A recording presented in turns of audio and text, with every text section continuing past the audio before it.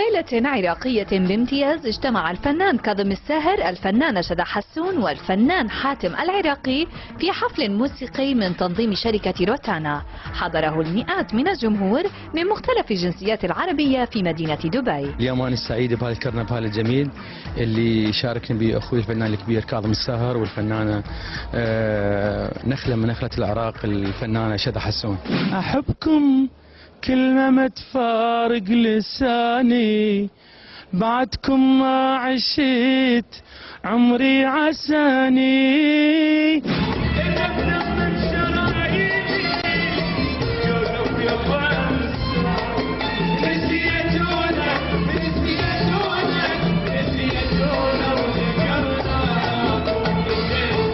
كثير مبسوطة.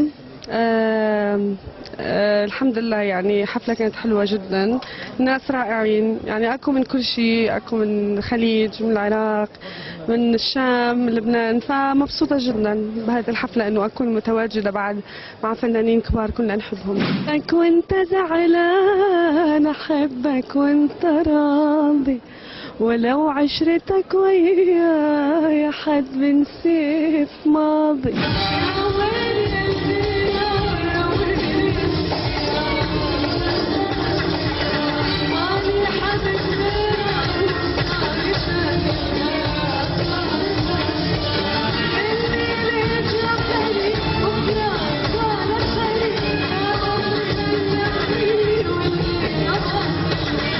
هذا الحفل أعاد الفنان كاظم الساهر إلى الماضي مع بدايته الفنية التي انطلقت من مدينة بغداد. المكان هناك جميل طبعا، وامنيتي كان بغداد ايضا نسوي هاي السهرة ان شاء الله قريب ان شاء الله.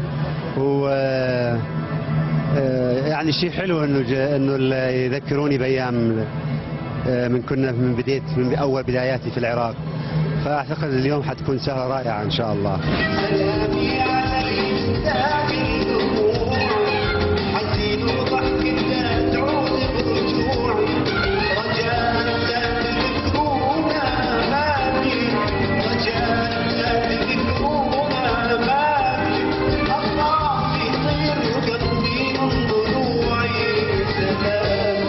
الفنانة شذى حسون والفنان حاتم العراقي ما زالا يحتفلان بنجاح ألبومهما مع شركة روتانا، حيث قدما في الحفل باقة من الأغنيات الجديدة. أغلبية الأغاني اللي غنيتهم مالتي يعني من الألبوم الناس حافظينها، دا أشوفهم متفاعلين وياي، وهذا طبعا أنا أفرح به هواية، بالأخص إنه يعتبر فعليا أول ألبوم لي بعد أكثر من سنجل، فالحمد لله.